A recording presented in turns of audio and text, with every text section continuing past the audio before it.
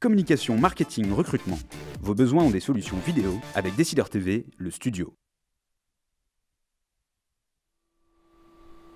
Bienvenue à tous dans le Duplex Bourse. On se connecte tout de suite à la salle des marchés de Bourse Direct et notre expert Guillaume Rozan. Bonjour Guillaume. Bonjour Jean-François. Alors pour commencer, on parle de Wall Street. Wall Street qui a clôturé dans le vert hier soir. Les marchés américains attendent la BCE et les chiffres de l'emploi du mois de mai. Oui, alors effectivement, Wall Street hier terminé en légère hausse, avec un volume moyen, légèrement en baisse par rapport aux dernières séances. Ce qu'il faut retenir, c'est que là, on plafonne, hein. Le Dow Jones était en hausse de pratiquement 0,10% et le Nasdaq plus 0,41. On attend effectivement les chiffres américains de cet après-midi à 14h30 concernant l'emploi, donc les demandes hebdomadaires d'allocation du chômage. Du côté de l'Asie maintenant, comment se portent les marchés, Guillaume? Alors en Asie, on a clôturé en légère hausse à Tokyo ainsi qu'à Shanghai, plus 0,30 et Hong Kong cédé 0,25%. Ce que l'on attend actuellement sur les marchés français, donc le CAC 40, lui, est en légère hausse. Actuellement, on est pratiquement à étal, hein, plus 0,04%. Ça a été comme ça toute la matinée. Gros rendez-vous à 2h moins le quart, tout à l'heure, heure française, puisqu'on aura la décision de la BCE qui devrait normalement baisser ses taux de 10 points de base. Donc on serait à 0,15 points de 0,15%.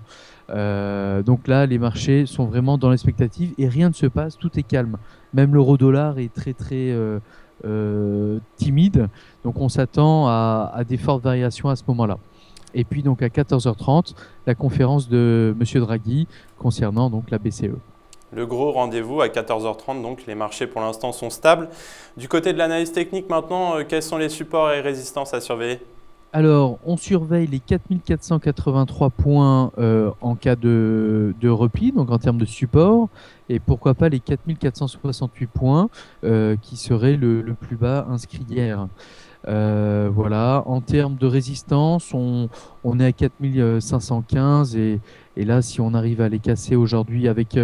l'important, ce sera la dynamique, là, hein. S'il y a une vraie dynamique, on pourrait donc revoir des plus hauts historiques, pourquoi pas sur le CAC 40 depuis les 5 dernières années. Du côté microéconomique, pour conclure, quelles sont les valeurs du jour, Guillaume? Alors, les grosses capitalisations ne bougent pas trop aujourd'hui, donc on se focalise sur les small caps, hein. Donc on a on a Swatec qui actuellement fait l'objet de convoitises. On a pratiquement 80% du volume moyen traité déjà en début de matinée. Pourquoi? Parce qu'il y a eu des annonces faites par la société. Le PDG qui envisage de doubler son chiffre d'affaires à l'horizon de 2015-2016. Donc c'est quand même plutôt conséquent. Et d'ailleurs, on voit que sur les 3 derniers mois, le cours de bourse s'est apprécié de 100% pratiquement. Voilà. Et puis, toujours dans les bonnes nouvelles, il y a Swatec qui recrute pour la partie nord-américaine, dans laquelle elle a énormément de potentiel. Donc, il a recruté un ancien dirigeant d'Intel. Donc, le paquet est vraiment mis là pour développer le chiffre d'affaires. Voilà. Seconde petite valeur qui fait l'actualité, sans volume, puisque la valeur est suspendue, c'est Immédiat. Donc Immédiat qui est le leader français dans tout ce qui est régie publicitaire en ligne sur Internet. Là, on pense qu'il peut y avoir un rapprochement ou un rachat de la part d'Immédiat sur un de ses confrères, pourquoi pas européen, ce serait une bonne nouvelle. Voilà. Très bien, merci Guillaume pour toutes ces informations. On se retrouve demain pour un nouveau Duplex. Très bonne séance à tous et à demain. Merci Jean-François, au revoir.